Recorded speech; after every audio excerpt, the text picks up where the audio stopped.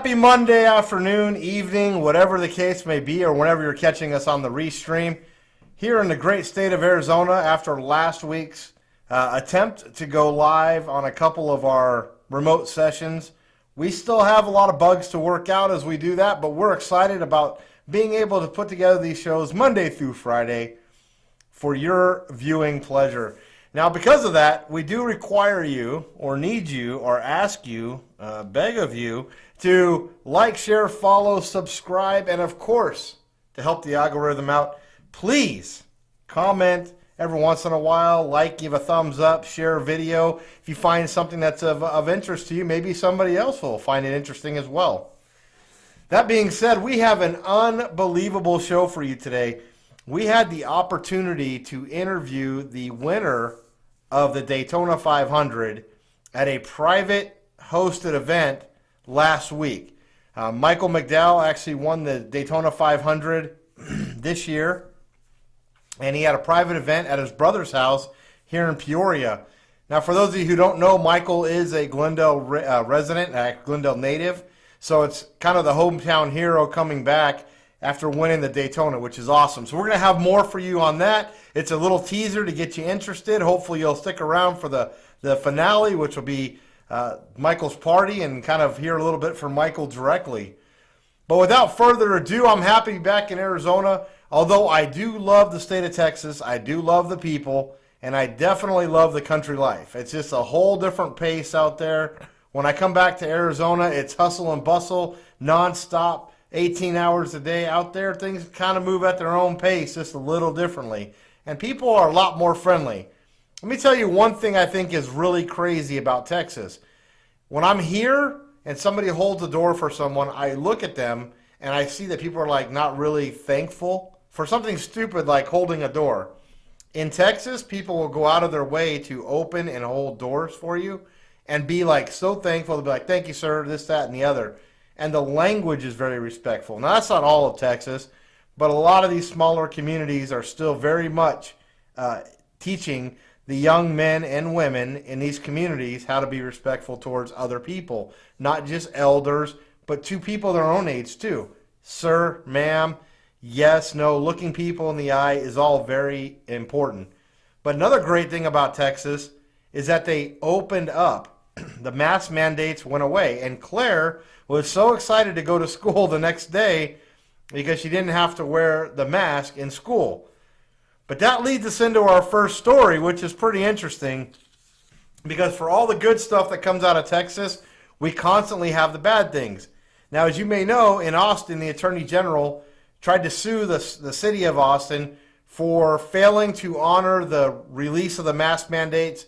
A liberal judge put a stay on that order, but they are taking steps to try to get that state back open. So it was kind of surprising when we found this story that just 2 days after Governor Abbot opened up and got rid of the mask mandate, a 65-year-old woman was violently thrown to the ground and arrested in a Texas Bank of America for not wearing a mask. Now, a 65-year-old woman, now this is a Bank of America thing, obviously, but Terry went to Bank of America in Galveston last Thursday, 2 days after he released the mask mandate. In the following footage, a bank manager directs an officer to Terry, and she explained that the state had lifted the mandate. The officer tells the woman that under Governor Abbott's directive, businesses can still require people to wear masks inside. And as you know, Bank of America, a big nationwide corporation, was requiring people to wear masks. It's unfortunate because I don't wear a mask anywhere. But because Terry's a 65-year-old woman, I guess they felt they could bully her around. And believe me, I've been to plenty Bank of Americas in just recent weeks as of, oh, wait, today, before I saw this story, I went to the Bank of America with no mask on. All she did was explain that she wanted to just pull her money out of the bank. She said, I don't want my money in this bank anymore. And they said, you have to come back with a mask to do so. The officer then says, and this is typical Texas fashion, ma'am, listen, we can do this the easy way or the hard way. Yeah. So Terry began to argue with other customers after being taken to the ground by the officer. As a result, She has been charged with resisting arrest and criminal trespass for being at a bank that has her money as a free, non-incarcerated, non-probationary American citizen in a Bank of America in a state that has lifted the mask mandates. Yeah, that happened. So once again, I think we have a video for this. Let's get the video up.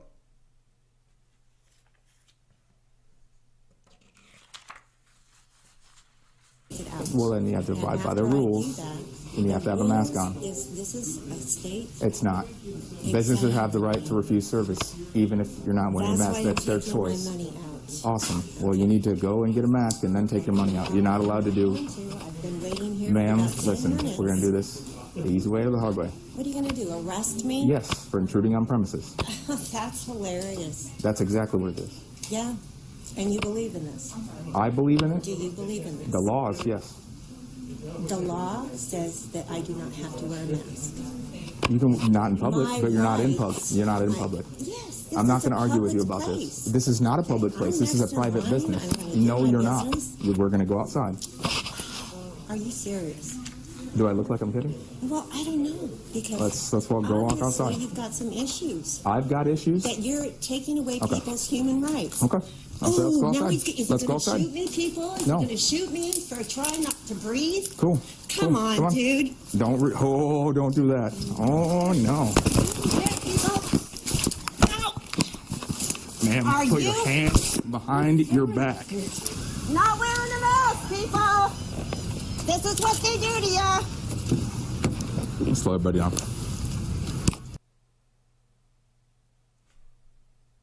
Are you freaking kidding me? I don't even know what to say when I watched that video. She was kind of heading towards the door when he took her to the ground. But is this really a 65-year-old woman? Is this really how we treat a 65-year-old woman because she's not wearing a freaking mask over her face?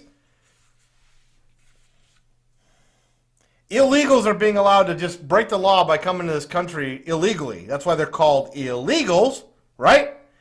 While we're taking down 65-year-old women and charging them, what were they charged with? Oh, I'm sorry. Resisting arrest and criminal trespass for being in a bank that they have business to conduct in.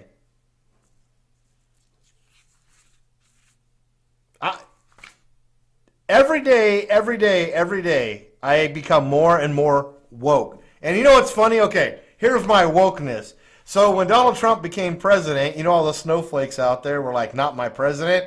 Well, today, I had to get my snowflake on because Joe Biden is not my president. So I got my snowflake shirt because this is the kind of crazy crap that is going on in America every single day. And that's what this show is about. This show is about like giving it to you, letting you know what's going on out there. Because how many people saw the article or saw it on the news about a 65-year-old woman being taken to the ground for not wearing a mask? Probably not very many of you. But this is the kind of stuff that we are dealing with in this draconian kind of society that we've allowed ourselves to live in and allowed ourselves to be placed in. Meanwhile, migrants are swarming the U.S.-Mexico border. Swarming. Bringing COVID, overwhelming COVID wards. That's a burden on our tax dollars. That's a burden on our health care system. I have to calm down for a minute because I'm getting a little wound up. There are all these migrants that are attempting to illegally cross the border claim that President Joe Biden has encouraged them to come. And it's not just a few. We are talking thousands upon thousands of people in the last 2 months directly. Joe Biden hasn't even been in office for 2 solid months. And already we go from having one of the most secure borders we've ever had to one of the most problematic borders that we could have. Overwhelming border security, overwhelming resources, overwhelming hospitals in less than 2 months. Gladys Perez Cruz, a woman who traveled to the border with her child, told the New York Times that Biden promised us that everything was going to change. Biden promised us that everything was going to change. She added that he hasn't done it yet, but he is going to be a good president for migrants. She is joined along with thousands of others who believe the exact same thing. Well, let's take a look at this. I wonder who supported all these people with their new t-shirts. You know, we showcase these shirts. Look at these. They got the Biden logo. They got the Biden, there it is. These are not low quality shirts. They're high quality, well printed, good articulated lettering, and of course the Biden logo. This is a campaign statement if you've ever seen one. I don't know, maybe it's George Soros funding at its best. Things have gotten so out of hand in Texas that the feds have actually had to use the K. Bailey Hutchinson Convention Center in Dallas. I just drove by this the other day as housing for at least 3,000 male teen migrants aged 15 to 17. Again, 3,000 underage 15 to 17 male migrants. Their parents are pushing them to go to the border. According to a memo sent to members of the Dallas City Council on Monday, the memo was obtained by the Associated Press, and it read that the center is being used as a decompression center. A decompression center. Again, not my president, but this is what we're dealing with, guys. Less than 2 months into Joe Biden's presidency, we are already overwhelmed at capacity and short on resources on how we're going to deal with this. And if you think it's going to slow down or get better now, he hasn't even really started his policies to really open this crap up. What he's done is weaken our borders and make our city streets less safe for us. In the meantime, out there, we're taking down 65-year-old women for not wearing masks. Now, I don't know about you, but which one is more problematic? The lady going to Bank of America to withdraw her money because she's an American citizen and has money in a bank that she put it in because she worked for it? Or should we be worrying about these migrants and these illegals that are crossing illegally and being allowed to roam free, bringing in COVID and draining the resources on our cities? I don't know. The Associated Press reports that American authorities encountered people crossing the border without legal status more than 100,000 times in February. February. That's a level higher than nearly all of Donald Trump's presidency. Do you understand the numbers? If there's a scale, February, 100,000 instances, Donald Trump's entire presidency. Yep. The spike in this traffic poses a challenge to President Joe Biden if he cares to address it, right when Congress is about to take up immigration legislation. So here we go. Congress is going to come out with this immigration reform. And I tell you that immigration reform is a necessity. Okay? This is a necessity. I have employees in my pool company that were brought to America when they were like 2 and 3 years old. They've been fighting for legal status for, they're in their 30s now, so they started applying in 2000 when they were 12. So you got 18, 19 years of somebody who has a family, has children, has a job, and was brought here not by choice, that has to go on a work visa every 2 years. And they make it very difficult for them to become and get a pathway to citizenship. Those are the people that are doing the right things. They continue to check in. They continue to get their work visas. And they were 3 years old. I have looked at his paperwork, some of the paperwork of my employees, and their stuff is every document they have from the time they were a baby to the time they now shows what they've done. They paid taxes. They've bought houses. They've gotten married. They've had kids. And yet they're still on 2-year work visas. And every 2 years, they got to take a day off and go back and get it, to a point where they could be deported to a country they've never lived in at any time. Now that I can get behind legislation. But why aren't we taking that up and dealing with that first before we flood the rest of our system with all of this stuff coming from the southern border? And then just today, the feds came out and are holding more than 4,200 children in cages with jail-like stations unfit to house minors. Okay? The Gateway Pundit. 4,200 children in cages. Now, didn't they slam Donald Trump for their kids in cages type of program for doing all that? They're running out of space. They can't release them quick enough. And how do you release minors, right? The whole idea is to get a minor across the border, and then eventually the government will send for the family to get them to meet up with the... That's what they're thinking. But here's what's really happening. We're being overwhelmed with these minors that are coming here. Who do you release them to if they have no family or no friends here, and they haven't yet gone through any kind of process? So no one's really thought this through. Not Joe Biden, and surely not the parents that keep shoving their kids this way, right? Come on, man. Isn't that what Joe Biden says? Come on, man. We are in deep shit right now. This is a problem. This is a problem that we are talking about almost every single day. It's the COVID situation and the catch and release and letting people in, go out there without really any stops. How are they going to monitor all this? Here we go in just less than 2 months. This is Joe Biden's America. How does anyone think this is going to be a good thing for us? How is anybody getting behind this and standing there cheering it on? I'm personally not. And I'm going to continue to explore these things as they come out and give them to you so you guys can make your own decisions. But I'll tell you right now, if you do just a little bit of research, you're going to be pretty surprised with the crap that's going on. So, shifting gears a little, Mondays are no longer, we don't have any clowns of the days on Monday because it's about Make America Great on Monday, but I did want to talk about clowns because I thought this story was pretty interesting and very fitting for a network called Clown World Network. Did you know that we live in ultra scary times? I mean, you're talking about the last few years, we've seen record mass shootings, the gap between poor and rich.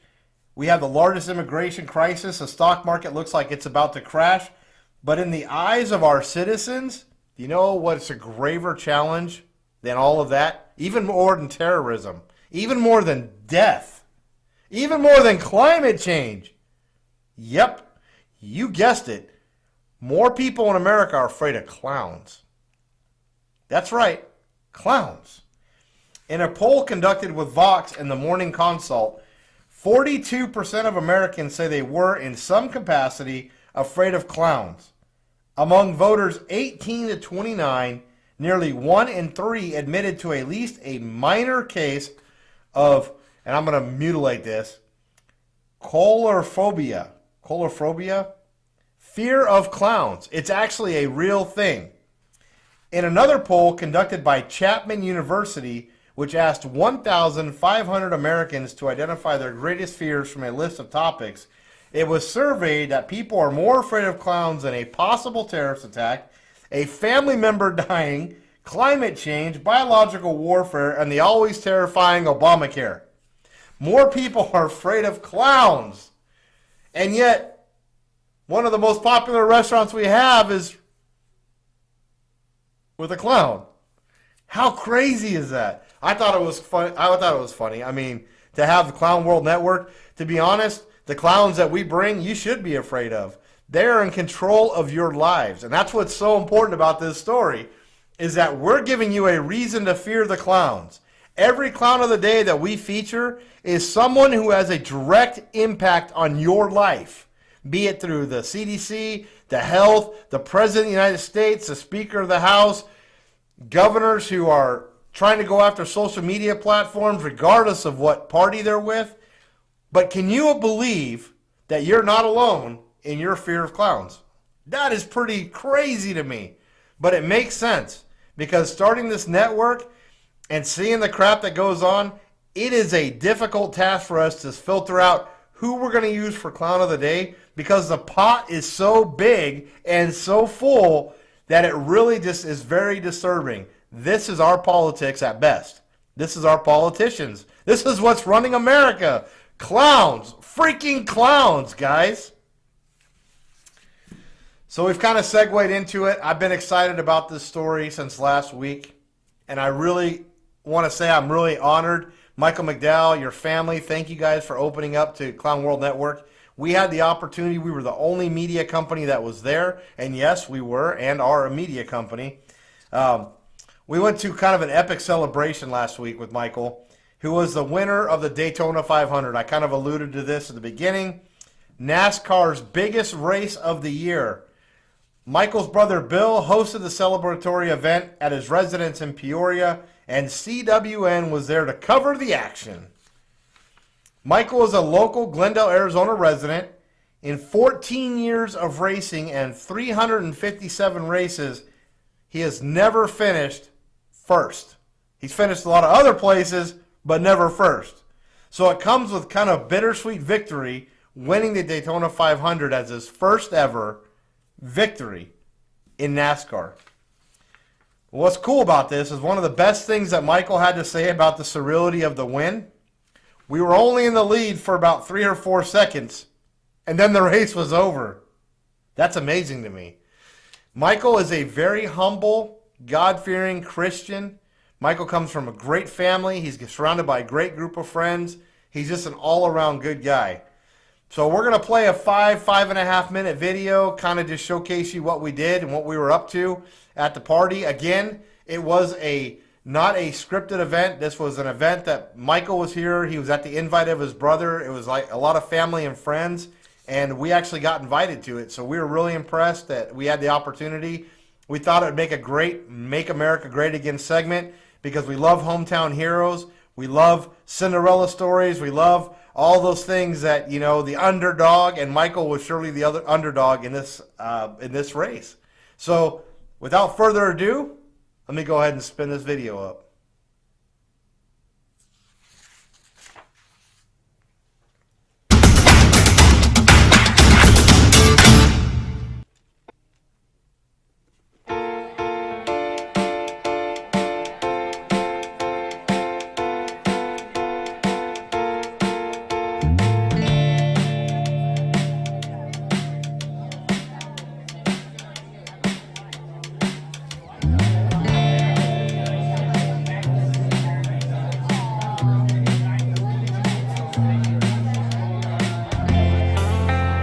I'm Mark Milazzo. I work for World Speed Motorsports, and I met Michael when he came out of go-karts into open wheel, and we were the first team to run him in open wheel race cars.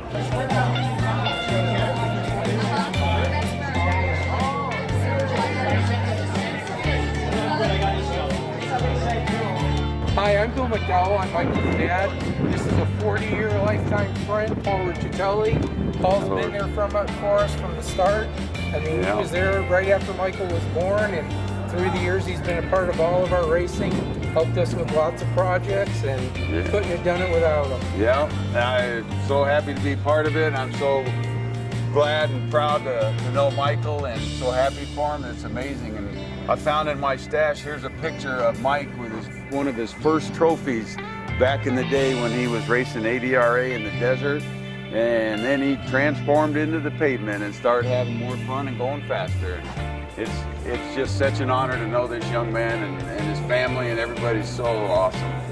This has been a long time coming, lots of blood, sweat, and tears, a lot of agonies of defeat, but he finally did it, and he did it in the premier setting, and it's been such an overwhelming thing for me and brought back memories from the earliest days till the current, and this is something nobody could ever take away from him. I'm such a proud father.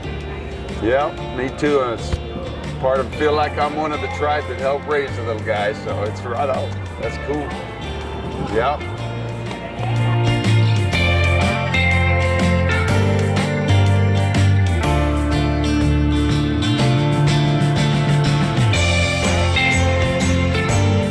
My name's Jason. I'm Michael's cousin.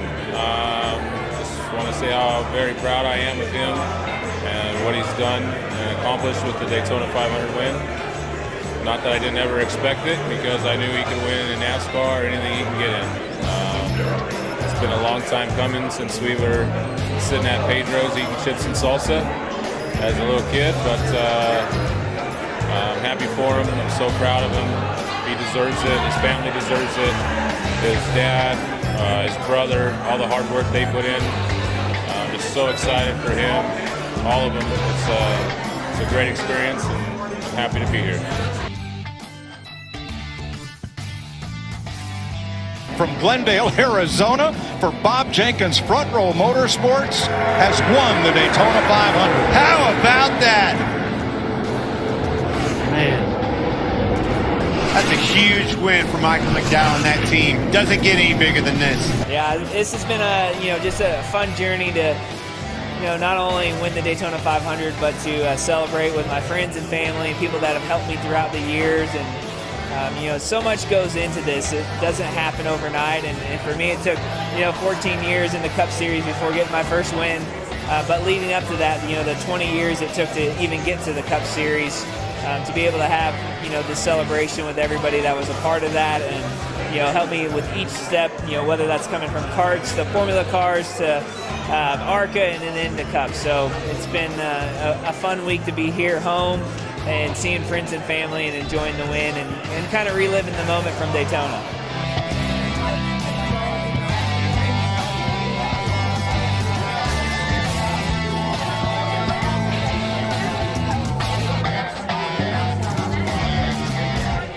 Hi, Michael. You obviously know who it is. I am super excited that we were able to host this for you tonight. I know that Bill was beyond ecstatic watching those last couple laps of the race. I know we were both on the edge of our seat and rooting for you, and the second that crash happened, it was just your brother's demeanor when it happened was so unbelievable. Being able to actually experience everything that he worked for in his life, trying to help you accomplish your goal, was so unbelievable to see happen. And being able to experience that was beyond amazing, and I'm so happy for you. I'm so happy for your dad. I'm beyond happy for Bill. It's a dream come true for your entire family, and I'm beyond grateful to be able to experience it with you guys. And you deserve this far more than most of the drivers out there. You bust your ass on a day-to-day basis, and you put up with us so much, and the amount of energy and effort that you put into everything, way to go. It's truly beyond admirable, and I'm so grateful and blessed to be able to be a part of it.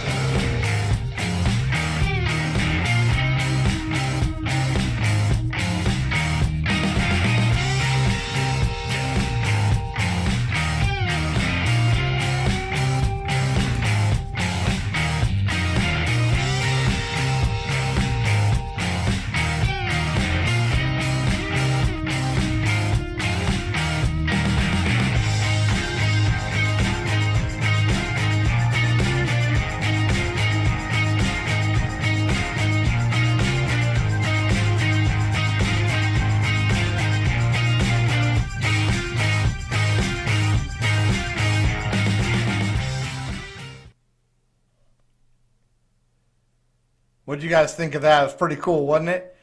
We're pretty honored that we've had a chance to meet a lot of great people. There's a lot of good connections out there, especially with the fact that we are conservative. I mean, I'm not going to pull any punches. The conservative people in this world have a lot of ties and a lot of inroads to a lot of people. So there's a lot of business owners, there's a lot of sports figures, a lot of people who are basically like-minded. And once you start kind of navigating that road, you find that there's just a ton of people out there that think and act like you. And they're people who work hard.